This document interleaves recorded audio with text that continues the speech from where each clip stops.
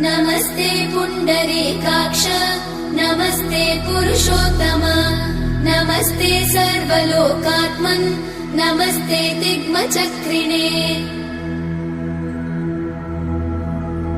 नमो ब्रह्मण्यदेवाय गोब्राह्मणहिताय च जगद्धिताय कृष्णाय गोविन्दाय नमो नमः।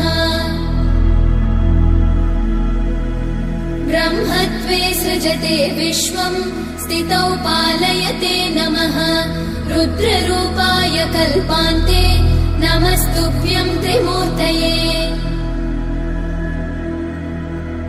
देवायक्षासुरा सिद्धा नागा गन्धर्व किन्नरा पिशाचा राक्षसाश्चैव मनुष्या पशवश्च ये। पक्षी